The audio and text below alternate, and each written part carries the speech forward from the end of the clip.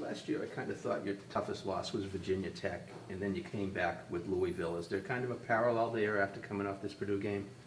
Yeah, I mean, it was a tough loss last year. Obviously, last week was a tough loss, and but I don't know. We haven't really compared the two. I just think it's kind of something that kind of we just got to respond to, and just see what the mistakes were and make sure we never do it again.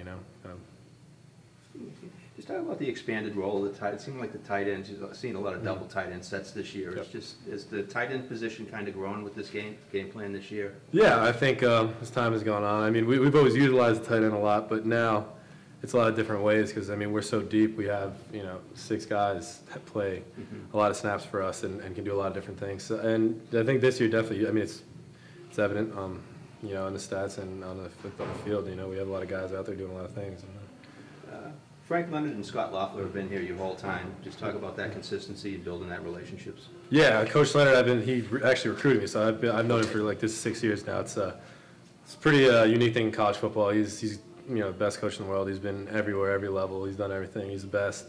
Coach Loeffler came in a couple of years ago, and I mean, he's a tremendous offensive coordinator, tremendous mind. He's such a hard worker. They both are, and like you said, like I've been with him for a while now, both, and and we kind of know each other very well, and they made me a lot better as a player, and our team a lot better.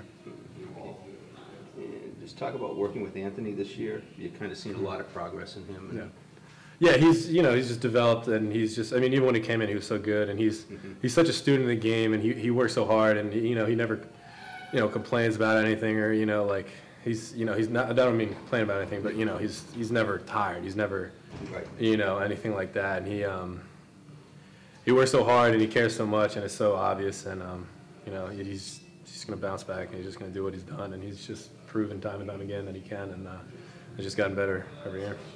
You just talked about blocking for AJ. I mean, blocking's a chore, but when you see a guy back like that. Yeah, for sure. AJ's amazing, and obviously our offense, we run a lot of football, so it's a lot of blocking for the tight ends, and you got a tremendous tail like that, another really hard worker. It's very encouraging. Okay.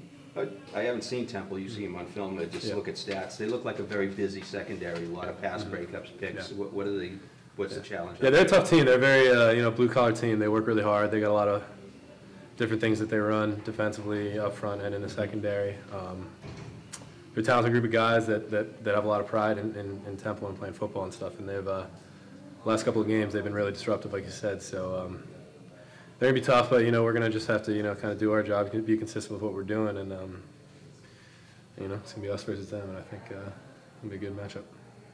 Lastly, you got a country games to go, but you see yourself playing at the next level?